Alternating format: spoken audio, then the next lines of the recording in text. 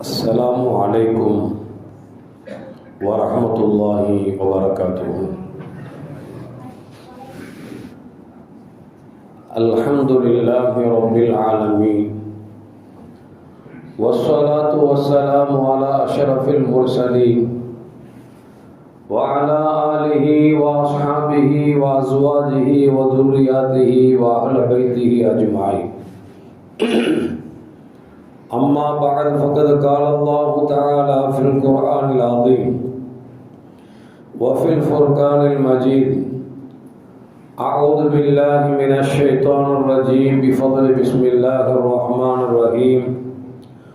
وقصد في مشيك وغضض من صوتك إن أنكر الأصوات لصوت الحمير. صدق الله العلي العظيم. قال نبينا محمد رسول الله صلى الله عليه وسلم: البركة مع أكابركم، أو كما قال عليه الصلاة والسلام. رضينا بالله ربا وبالإسلام دينا وبمحمد صلى الله عليه وسلم نبيا ورسولا. يا سيدي يا رسول الله خذ بيدي قلت حيلتي أدركني يا شفيع المذنبين.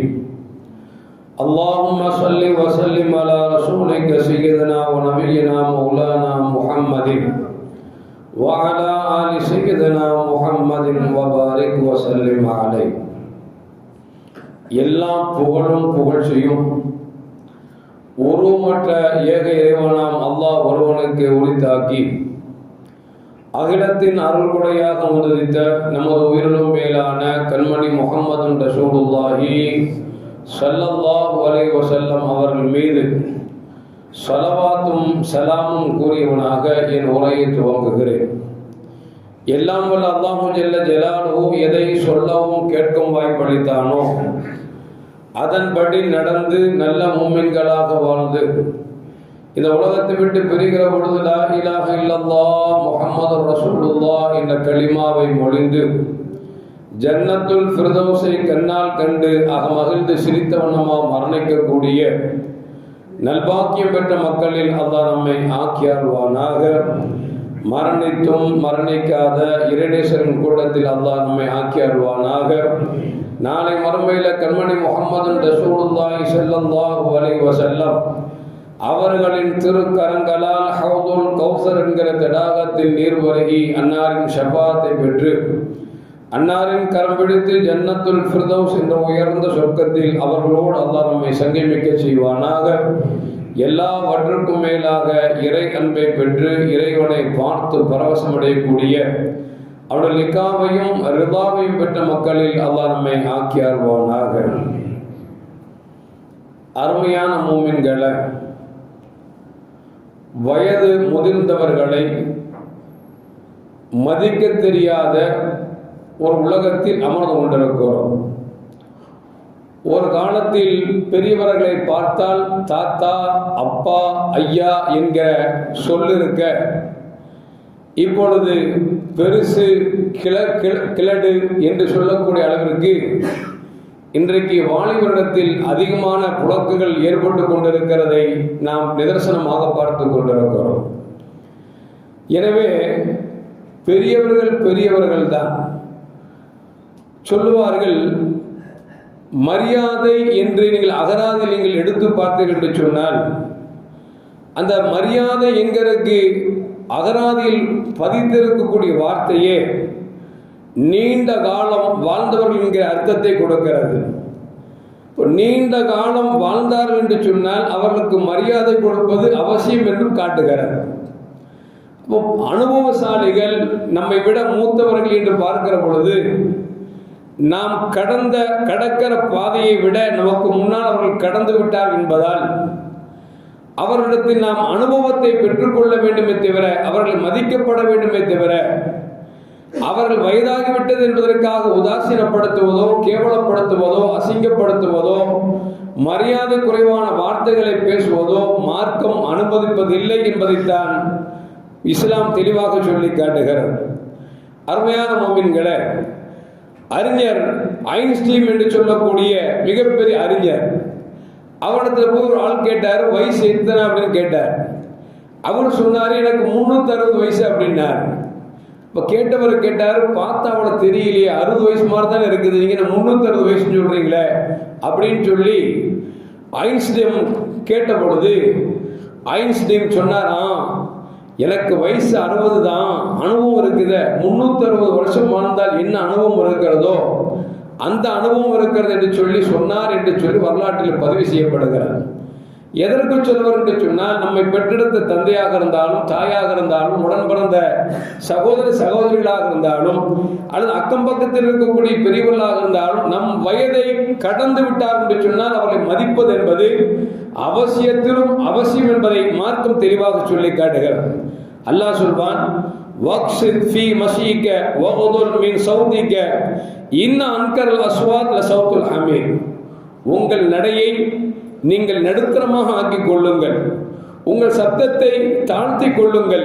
ஏனென்று சொன்னால், இன்ன அன்கரல் அஸ்வாத் லசௌத்துல் ஹமீர், சத்தத்தில் ஆக மோசமான சத்தம் எது என்று சொன்னால் கழுதையின் சத்தம் என்று அல்லாஹ் ஜல்ல ஜலாலுஹு சொல்லி காட்டுறான். இப்போ சத்தத்தில் ஆக மோசமான சத்தம் கழுதையின் சத்தம் என்று சொல்கிறான் என்று சொன்னால், நாம் பெரியவிடத்தில் பேசுகிற பொழுது பணிவாக பேச வேண்டும், தாழ்மையாக பேச வேண்டும், கண்ணியத்தோடு பேச வேண்டும். நாம் சத்தத்தை உயர்த்திவிட்டோம் என்று சொன்னால் அல்லாஹ் நம்மை கழுதை என்று சொல்கிறான். கழுதைக்குத்தான் சத்தம் அதிகமாக இருக்கும், கழுதை தான் சத்தமாக அது சத்தம் கொடுக்கும்.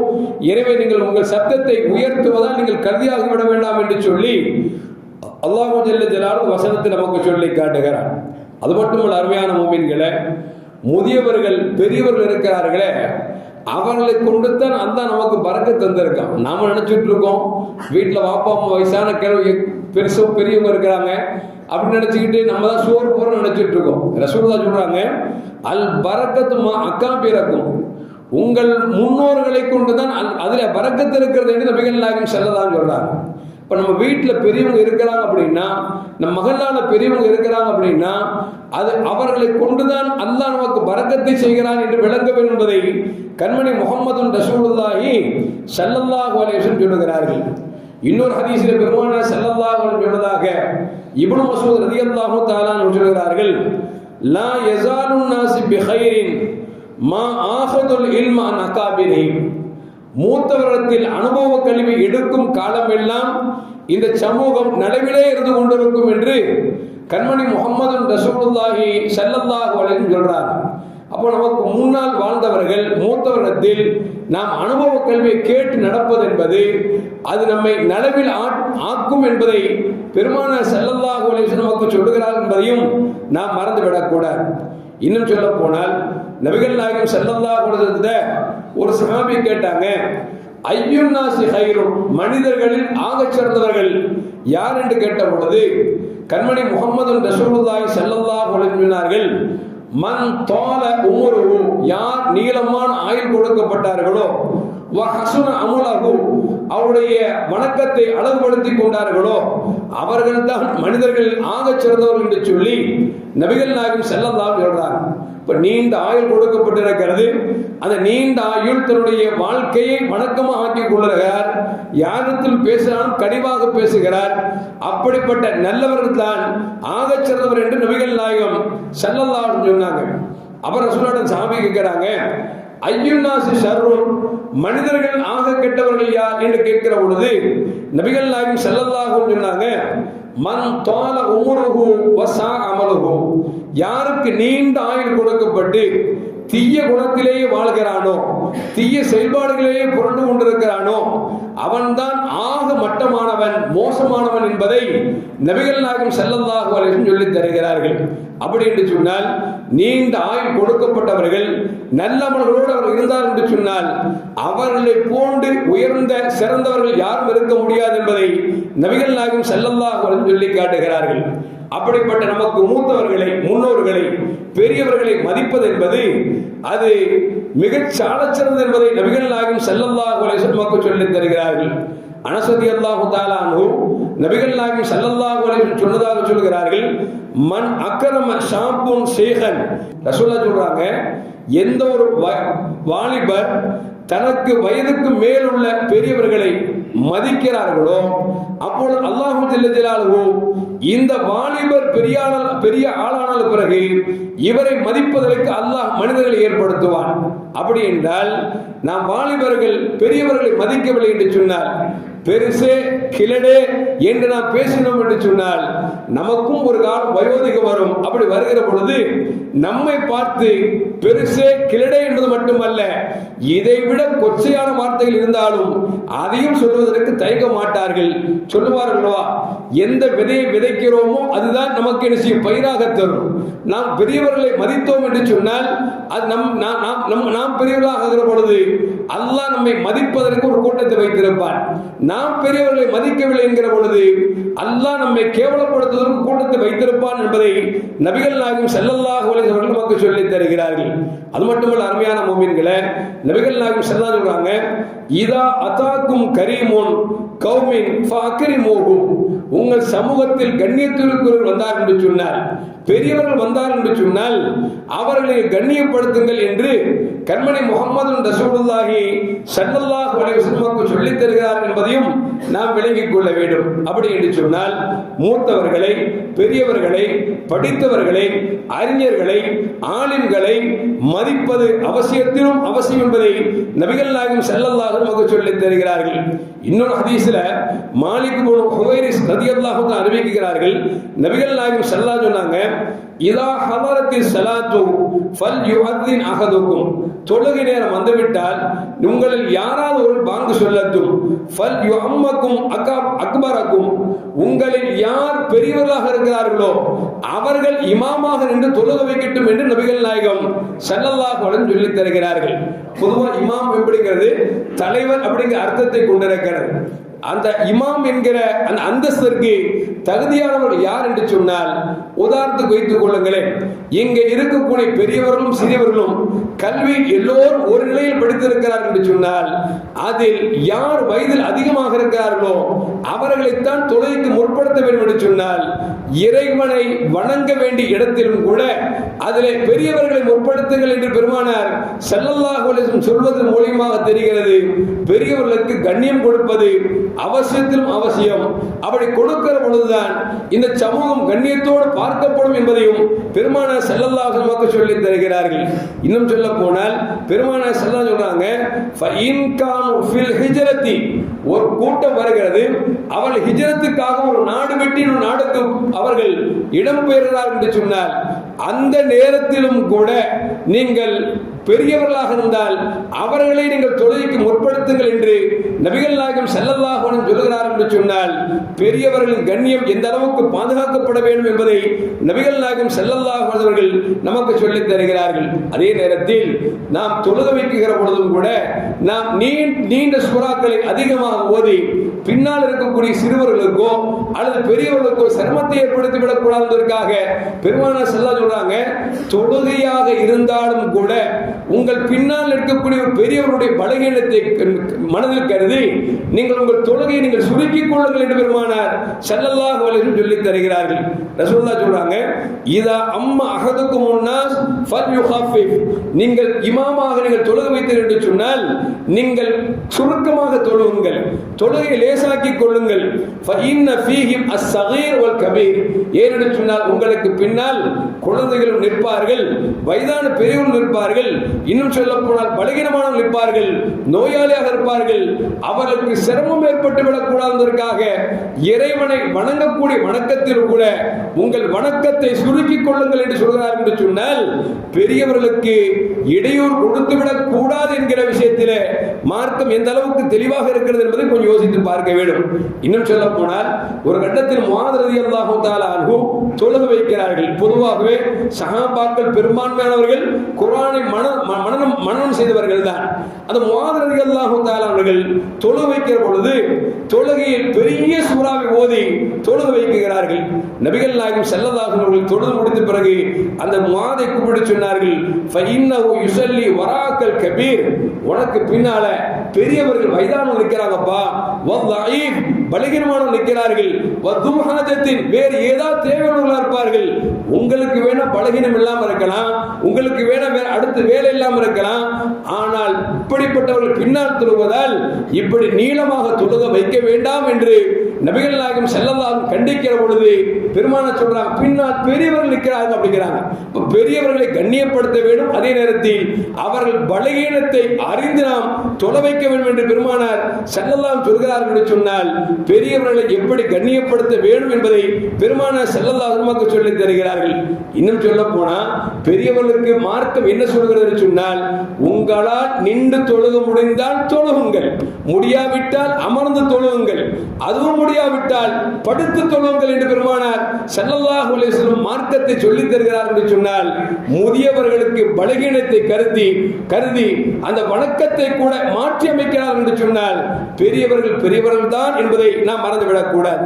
இன்னும் சொல்ல போனால் அருமையான முஃமின்களே, நபிகள் நாயகம் ஸல்லல்லாஹு அலைஹி வஸல்லம் அவரிடத்திலே ஒரு மனிதர் வந்தார். ஜாஅ ஷைഖுன் யுரீது நபி ஸல்லல்லாஹு அலைஹி வஸல்லம் ஃபபதஅல் கௌம் அன்ஹு அன் யுஸிலஹு.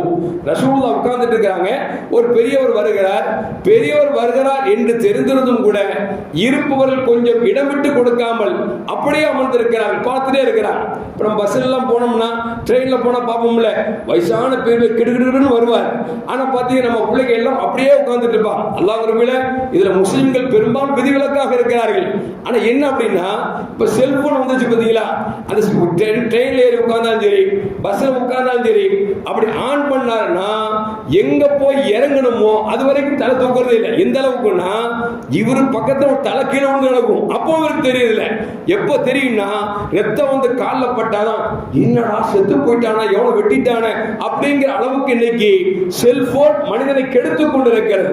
இன்னும் சில பேரு எங்க இறங்கணுமோ அங்க இறங்க விட்டுட்டு ட்ரெயின் எங்க போய் நிக்குமோ அங்க போய் இறங்க போறது யோசிப்பான். ஆகா, நம்ம செல்போனை பார்த்து இறங்க வேண்டிய இடத்துல இறங்காம எங்கேயோ வந்து இறங்கிட்டோமே, திருப்பி ட்ரெயினை போய் அப்படின்னு நினைச்சாங்க. அப்படி போறோம் பலரும் இருக்கிறார்கள். இப்போ ட்ரெயின்ல வந்தோம்னா நம்ம உட்கார்ந்துட்டு இருப்போம், வயதான பெரியவர் வந்திருப்பார். பார்த்தோம் என்று சொன்னால் முஸ்லீமாக இருந்தார்னா, ஏன்னா நமக்கு ரசூலுல்லாஹ் பாடம் சொல்லி கொடுத்துருக்காங்கல்ல, நாம என்ன செய்வோம், பாவா இதுல உட்காருங்க, பெரியவங்க உட்காருங்க, கொஞ்சம் இடம் விட்டு கொடுத்துருவோம். இல்ல அப்படின்னா நீங்க கொஞ்ச நேரம் உட்காருங்க, அப்புறம் நீங்க இறங்கின பிறகு உட்கார்ந்து அப்படின்னு நினைச்சுவோம், ஒரு ஒப்பந்தம் பண்ணிக்குவோம்.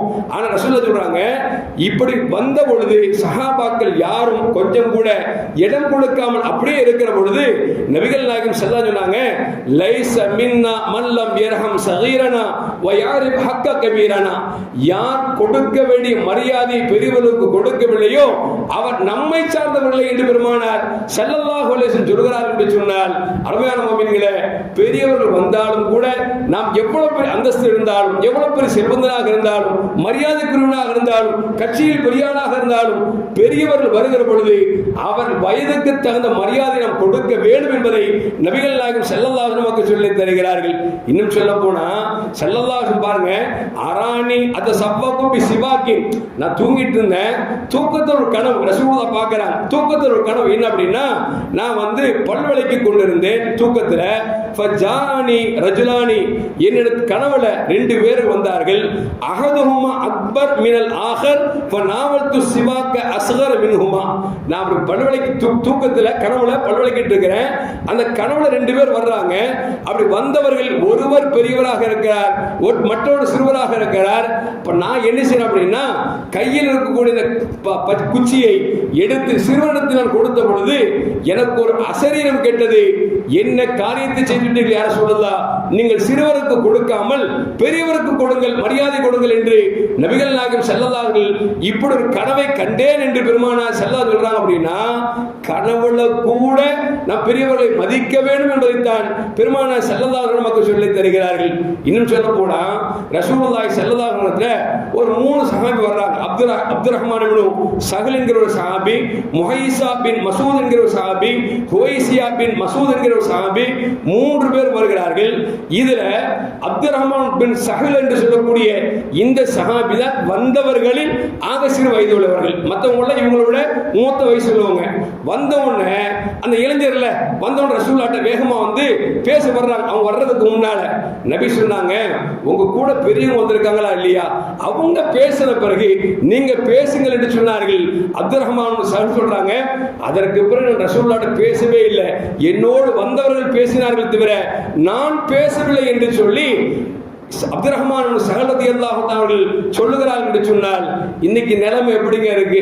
ஒரு ஊர்ல பஞ்சாயத்து வச்சுங்களேன், அது 10 பெரியவங்க இருக்கிறாங்க, 2 இளைஞர் இருப்பார், அது ஒரு இளைஞர் இருப்பார்.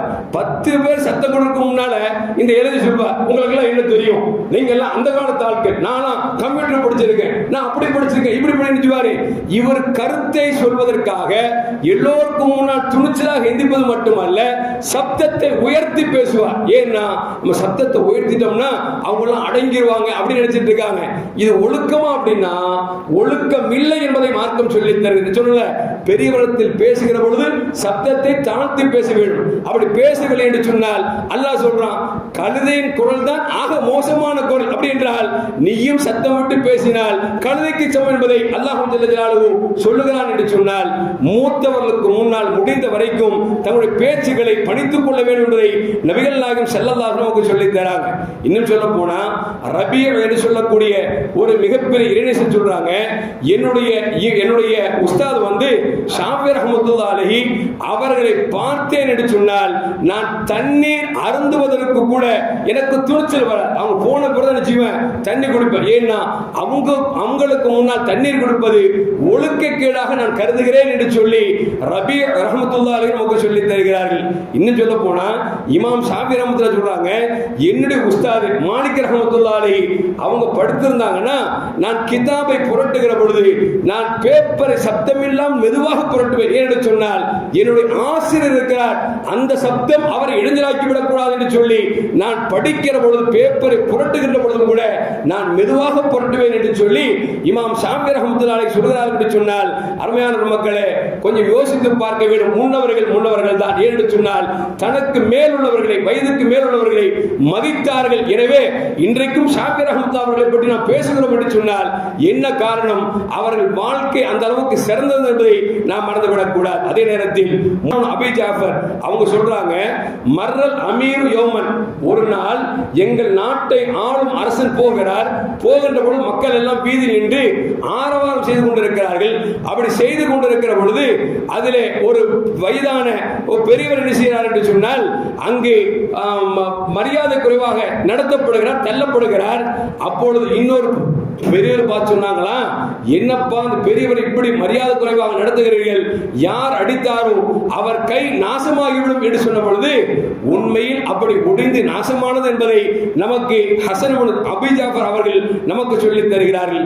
அதைத்தான் வள்ளுவர் சொல்வார், பெரியாரை பேணாது ஒழுக்கிட்ட பெயரால் பேரா இடும்பை தரும் என்று சொன்னார். அப்படின்னா என்ன? அப்படின்னா கொடுக்க வேண்டிய கண்ணியத்தை கொடுக்கவில்லை என்று சொன்னால் அதனால் பேராபத்துகளும் அழிவும் ஏற்படும் என்று சொல்லி நமக்கு திருவள்ளுவர் சொல்லி காட்டுகிறார் என்று சொன்னால், கண்மணி முஹம்மது ரசூலுல்லாஹி ஸல்லல்லாஹு அலைஹி சொல்வார்களே, கண்ணியம் உடையவர்களுக்கு கண்ணியம் கொடுக்கும் காலமெல்லாம் இந்த சமூகம் கண்ணியமாக பார்க்கப்படும். எப்பொழுது கண்ணியம் உள்ளவர்களுக்கு கண்ணியம் இல்லாமல் பார்க்கப்படுகிறார்களோ இந்த சமூகம் கண்ணியத்தை இழக்கும் என்று சொன்னார்கள். உண்மையில் அப்படித்தானே முன்னோர்கள், இமாம்கள், சஹாபாக்கள், வலிமார்களை எல்லோரும் என்ன செய்தோம் அப்படின்னா, ஏதோ நான் ஹதீஸை படிச்சுக்கிட்டு வலிமார்களை திட்டினோம், சஹாபாக்களை திட்டினோம், பெரியவர்களை பேசினோம், ஏசினோம்.